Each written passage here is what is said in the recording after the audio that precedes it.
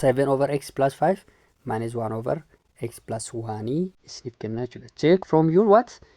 Textbook. Kitaaba keessan irraatii immoo check gootu.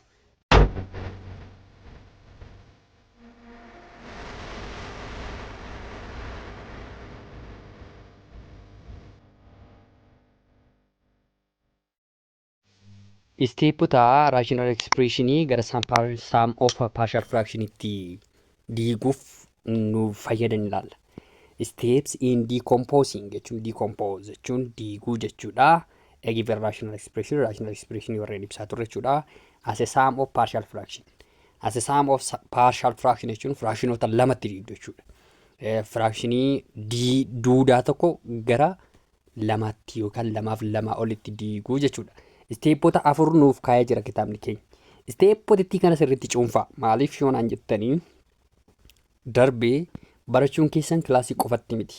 Kilaasii qofatti gireedii gaarii yookaan tuqaa gaarii galmeessuuf akka hin taane. Mooraa seenee maal hojjechuu danda'a? Maaltu na fayyadaa? Kan jedhu irratti xiyyeeffachuu qabdu jechuudha. Kutaa 12ffaas yeroo seentan partial fractionoonni kunii calculus kan jedhu keessatti baay'ee isin fayyada. Kan akka maalii? Kan akka integration wanti jedhamu tokko jira. Integration mallattoo kanaan bakka buutuu fi derivative wantoonni jedhamu jiru jechuudha. Sana irratti baay'ee isin fayyadu. So amma sirriitti cuunfitanii bira darbuu qabdu jechuudha.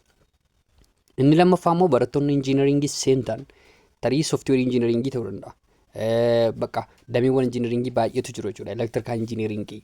Isaan kana sirriitti hin beektan taanaan partial fractioniiwwan kanneen sirriitti hin beektan taanaan it is not possible for you to proceed your education. Guma sanittan hima barnoota keessan itti fuftu jechuun baay'ee masobadha. Kanaaf I recommend you to follow me as much as possible for you effectively and attentively. Sirriitti hordofisiitiin jedha namni dhaggeeffachaa jirtu. Darbee immoo gaaffilee hojjechuu irratti xiyyeeffadha iddoo kanatti. Gaaffilee hojjechuu irratti xiyyeeffattan jennaan partial fractionii daqiiqa 2 keessatti fixuu qabdu jechuudha. Baay'ee yeroo fudhataa, obsa sin gaafata, irra deddeebii sin gaafata waan ta'eedhaaf. So let's come to our topic. Mee steepota jiran itti mee haa deebinu. Asiroo deebinu. Steepii jalqabaa har'a inni jiru bifa ax plus btiin ishee kennamteettu jalli ishee jechuudha. Jala ishee irratti xiyyeeffanna garuu baay'ee. Isa kana osoo hin gahin durayyuu fractioniin isiniif kennamu yookaan rational expression isiniif kennamu irra keessaa digiriin isaa xiqqaa ta'uu qaba. Ammaaf steepii isa jalqabarra jiru kanaaf. Digiriin isaa irra keessaa maal ta'uu qaba? Xiqqaa ta'uu qaba. Yoo inni irra keessaa 4 ta'e inni jalaa immoo yoo xinnaate x the power of 5 ta'uu qaba yookaan isaa ol ta'uu qaba. Karaa biraatiin inni irra keessaa x the power of meeqaa jennu x the power of 3 dha yoo ta'e inni jalaa immoo yoo xiqqaate x the power of 4 ta'uu qaba. Argitanii tokkoon wal caaluu qaba minimum. Isheen irra keessaa xiqqoo ta'uu qabdi jechuudha. Maaliifii proper and improper kan jedhu barannee ture. Proper jechuun isa maal ta'edha? Isa irri keessisa xinnaa ta'e digiriin isaa jechuudha. Waan baay'ee cimaa miti. Example erfa farsa jiru. 6x plus 2 all over x is all square plus 6x plus 5 kan jettu kana mee amma wal ilaalla. Kana wal ilaallee exampleota daddaballee hojjechaa yeroo deemnu immoo isiniif galaa jechuudha. So let's continue it. Example nuuf kenname isa kana miti hiree. Isa kana decompose goonaa jechuudha. Kana yeroo decompose goonu baay'ee isiniif gala. Kana gaa yeroo decompose gootanii yeroo kamiyyuu maal gochuu qabdu? Ishee jalaa diiguu qabdu. Ishee jalaa factorize gochuu yaaluu qabdu.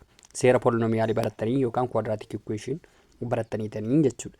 Then 6x plus 2 all over jedha. Ishee kana yeroo diiguu akkam ta'a waan jettanii baay'ate 5 kan naaf kennuu danda'u eenyu jettu baay'ate kan naaf kennuu danda'u immoo 5 fi tokkodha jechuudha.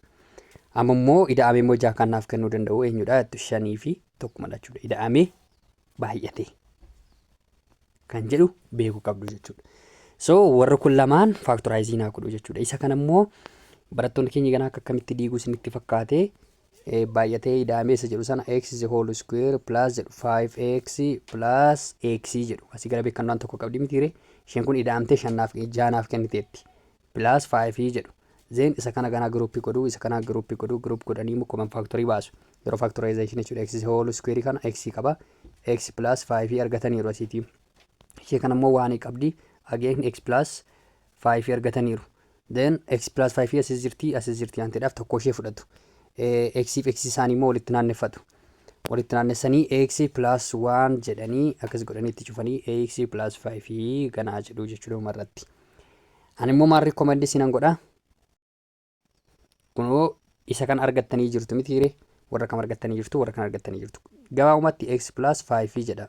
Maaliif 5 jettu isheen kun positive waan taateef.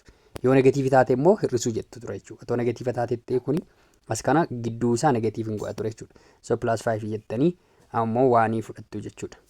Plus 1 jettu x plus 1 jedha simply. Maaliif yoo jettanii 1 fi 5 yoo walitti baay'atan 5 naaf kennu. Yoo walitti hidhaaman immoo maal naaf kennu waan ta'eedhaaf 6 naaf kennu waan ta'eedhaaf. Gabaabumatti akkas godha. Kanaafi factorization keenyi kan isa kana fakkaata. So isa kana balleessuun ni danda'ama jechuudha. Bifa waa'ee factorization quadratic akka fagoo hin deemne kan ida'amee lakkoofsa jaasiniif kennu baay'atee motionsiniif kennu argattan jennaan isa negative isaan keessuu isa positive immoo bifa positive isaatiin keessuu jechuudha. Kanadha kun factorizer yoo ta'u akkas fakkaata. Isa kana immoo bifa A fi bifa B yeroo jijjiirtan akkam taasa jedhuudhaa fi ammas deebiseen barreessa 6x plus 2 all over jedhetanii x plus 5 time x plus 1 koo ni qixxaataa jettu. Ishee kam lamaan diigaa kanaa fi kanaan nan diigaa jechuudha. Akkam godheetanii diigaa walirraa addan isaan baasa ida'uwaan. A over jedhetaniini x plus 5 jedha. Amma qophaa isheetti baatetti isheen plus jedha gamu. B over jedhamu immoo x plus 1 barreessa jechuudha. X plus 1 barreessa jechuudha. Siniif galee akkasittiin barreessuun dagatina. Kana karaa lama qoojjuu dandeenya egaa. Amma maal barbaannaa gatii A fi gatii B barbaannaa waan ta'eedhaaf. Akkamitti akka qooyyabnu immoo barattaniitu criss cross gootanii jala ishee cross kan gootan sana jechuudha. Akkasiin barbaaddan abdii nan qaba. Yoo barbaachisaa ta'e immoo gama lamaan isaaniif iyyuu maal fudhattu? LCM fudhattu. LCM fudhattu jechuun warra kan lamaan walitti baay'istanii fudhattu jechuudha. Haawasa jedhuudhaa fi isaan kun lamaan maalidha jenneerra LCM isaa kana jechuun x plus 5 or x plus 5 time x plus 1 in keessan common factory dha jechuudha. All over jettu. Kana guutummaa isaa hiruu baay'isuu isa kanaa yoo jettan maal siniif kenna? Yeroo kana guutummaa isaatti baay'istan maal siniif kenna? A time jettanii x plus 1 siniif kenna. Gama biraatiin asiitii 5x hin jirti asis 5x hin jirti waan ta'eef isheen lamaan wal balleessiti jechuudha. Amma dabareessaa sagarsii yeroo deemtanii plus jedheetaniin b jedha.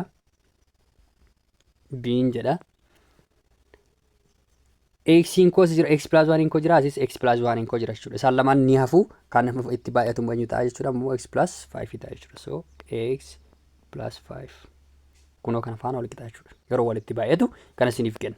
Seera kana fayyadamuu ni dandeessu. Gama biraatiin immoo 6x koo ni jira waan ta'eef mallattoo wal qixaa gidduu kana jirtiin dagatiina 6x koos kana jira waan ta'eedhaaf amma gaa ishee jalaa nan dhiisaa jechuudha. Ishee jalaa kana nan dhiisaa asis ishee jalaa kana faana wal qixa waan ta'eedhaaf inni jalaa wal qixa ta'ee jechuun immoo inni irra keessaa wal qixa ta'a. Kamiif kamtu wal qixa ta'a? Isa irra keessa isa kanaa fi irra keessa immoo jaaxaa ida'uu lamni wal qixa ta'a jechuudha. Waa'ee wal qixaa immoo barattaniitu 6x plus 2 ni qixxaataan jedha gaa. A time x plus 1 plus jedhetaniin b time x plus 5 faana wal qixadha jechuudha. Sababiin isaa warri jalaa wal qixaan ta'edha. X plus 5 fi x plus 1 wal qixaan ta'aniif. Yoo barbaachisaa ta'e immoo warra keessaa argattan jennaan ishee jalaa yoomiyyuu dhiisa. Warra jalaa lamaan as jalatti kan argamu as jalatti kan argamu. Sababiin isaa dirqama wal fakkaatu waan ta'eedhaaf. Iddoo kamiittiyuu achitti gara rakkattanii iddoo kana geessanitti taanaan A fi B keessan bira geessanitti taanaan itti rakkatina. Yeroo sana dhiisaa erga factorize gootanii dhiisuma qabdu. Therefore amma koo jabu qofaadha jechuudha. A koos keessa raabsamtii B koos keessa raabsamtii jechuudha. Yeroo raabsamtu maal fakkaatti 6x plus 2 ni qixxaata.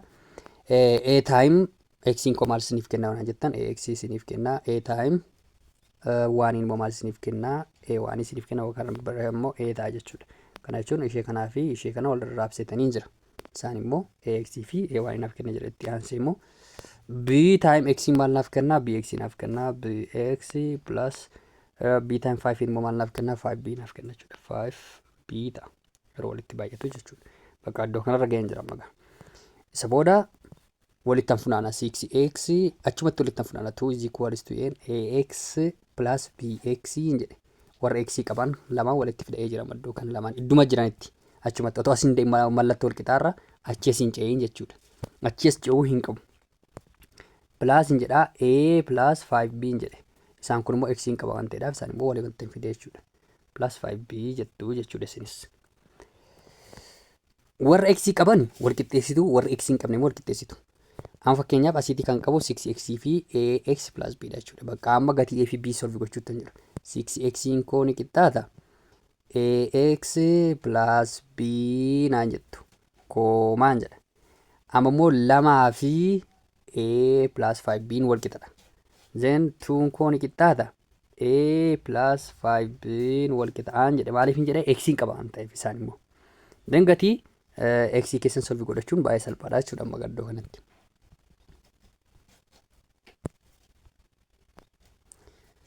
Then asitti x qabu waan ta'eedhaaf x isaanii wal balleessuu danda'u jechuudha. Asitti x ni baddi asii immoo akka common factor itti ba'ee duubatti ba'ee x duubarraan galamti x koo ni badde jechuudha. Yeroo badu immoo 6 koo ni qixxaatti jedheetanii 6 koo ni qixxaatti jedheetanii mallattoo wal qixxaa ta'uu qaba. Is equals to a plus b jedhaa jechuudha. Koomaa jedheetanii 2 koo fi 5a koo immoo wal qixxeessa jechuudha. 2 koo ni qixxaata a plus 5b. Warra kana solve gochuudha jechuudha gaama. Akkamitti solve gootus yeroodhaaf immoo mallattoolee warreen jijjiirama laa qaban x plus y ni qixxaata 5 yoo ta'e x plus 3y immoo ni qixxaata 6 yoo ta'e isa jedhu elimination method maal kana fayyadamtanii akka solve gochuu beektan abdii nan qaba. So elimination method isin yaadachiisa gaddoo kanatti akkamitti akka solve goonus jedhuudhaaf. Kan akkas godheetaniin 6 ni qixxaata or mallattoo jijjiiruu dandeenyamti a plus b ni qixxaata 6 jennamti isa kana barreeffadheen jira. Itti aansee immoo a plus 5b ni qixxaata a plus 5b ni qixxaata meeqan jedha 2 jedha jechuudha. Elimination method jechuun irra keessa wal fakkaatan jiru taanaan mallattoo hir'isuutti fayyadamtanii wal balleessisuu dandeessu jechuudha. So elimination method itti fayyadamna jechuudha. Elimination method itti fayyadamna jechuun kan wal fakkaatan a fi a as jiru waan ta'eedha. Warri wal fakkaatan itti fayyadamtaniitu walirraa hir'istuu jechuudha. So amma yeroo walirraa hir'isuu warra kana walirraa hir'istuu jechuudha. A minus a maal naaf kenna a minus a maal naaf kenna tokko wal gatuu qaba sila a fi a ta'uu qaba jechuudha. Targetiin kun 0 ta'eera. So 0 ta'eera waan ta'eef ishee kana nangataa jechuudha. B minus 5b noo maal isiniif kenna negative 4 b isiniif kenna jechuudha. So negative 4 b koo nan barreeffadha. 6 hir'isuu lama maal isiniif kenna 6 irratti lama hir'istan immoo 4 isiniif kenna jechuudha. 4 hin barreeffadha. Therefore salphisuun ni danda'ama gama.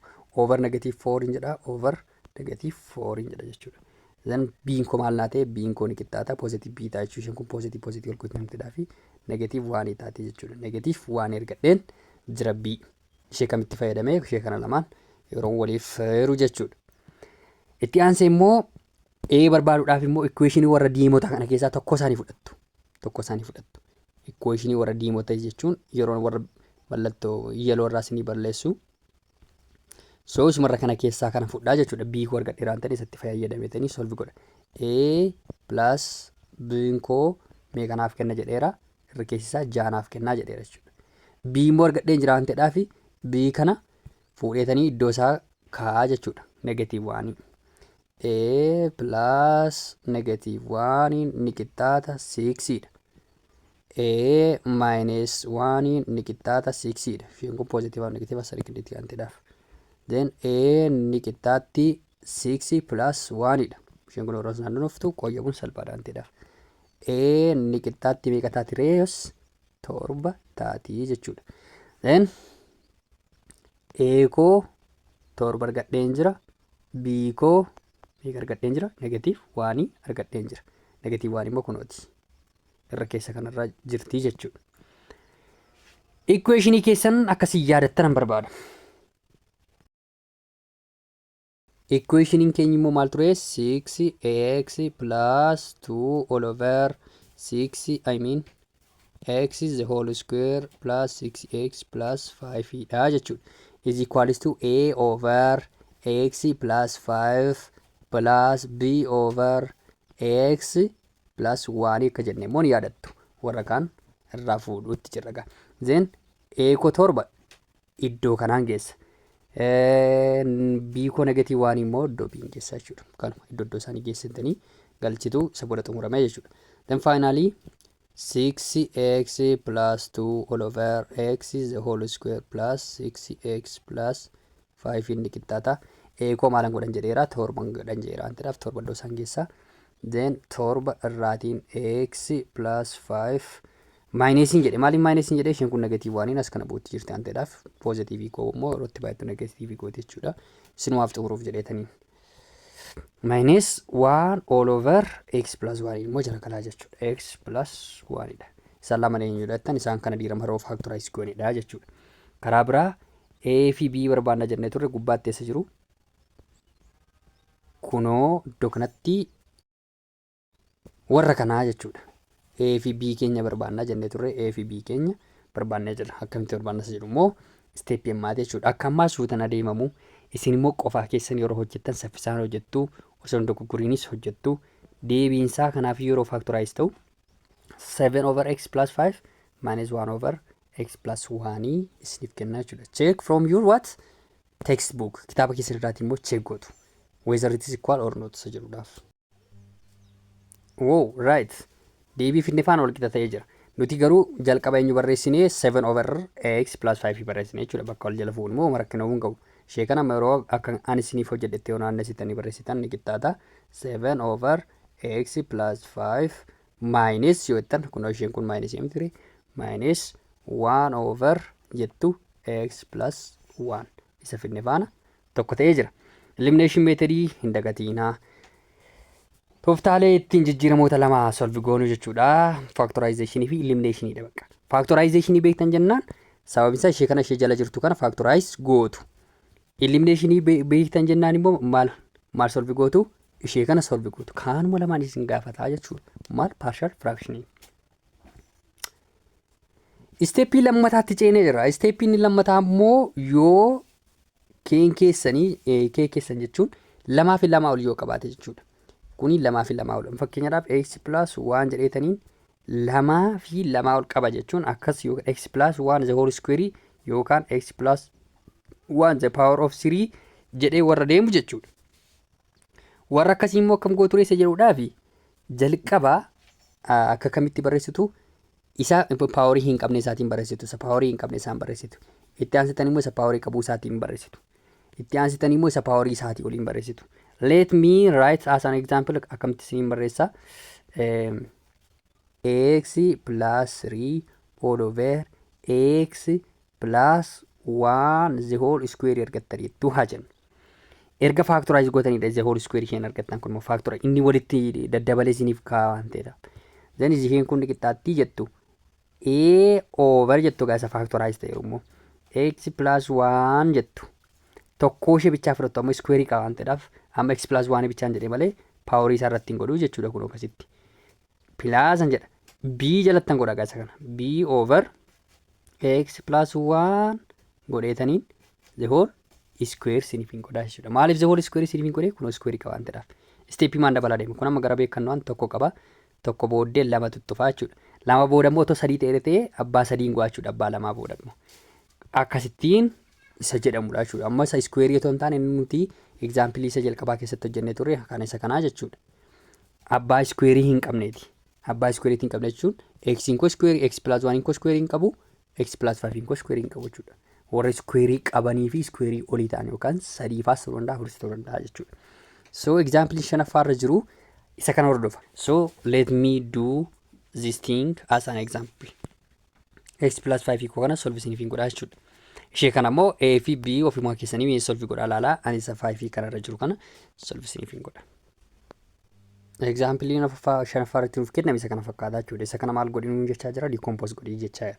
Decompose gochuudhaaf jalqaba ishee kana maal goona factorize goona. Factorization booda immoo a fi b tti jijjiiruu jechuudha. Then kun step isa lammataa keessatti hordofudha waan ta'eedhaaf kana maalan godhaa x plus 5 akkuma jirutti barreessitaniin a fi b ganaadha gaa otoo ishee kana factorizing godhii hin danda'amu. Kanammoo factorize gootanii maaltu baay'atee afur siniif kenna jedhame immoo afur siniif kenna. afur keessan baay'atee lama baay'isuu lama amtiire afur keessan baay'atee immoo lama ida'uu lama asii baay'isuu asii ida'uu afur isheen kun ida'uu hordoftii afur isheen kun immoo baay'isuu hordoftii jechuudha. Afur waan ta'aniif malee waa biraan miti jechuudha. Then kun yeroo factorize ta'u akkamitti ta'a yoonaan jettan x plus 2 time x plus 2 ta'a jechuudha.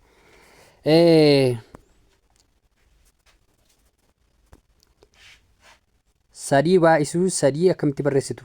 Sadii baay'isuu sadii the whole square gootanii barreessitu miti right. Kanas x plus 2 time x plus 2 akkamitti naa barreessitu? Akkasumatti naa barreessitu akkamitti naa barreessitu? X plus 2 gootanii keessa ishee the whole square gootu jechuudha. Kunii fi isheen kun lamaan wal qixadha. Kanaaf akkasitti barreessuutti tan jira.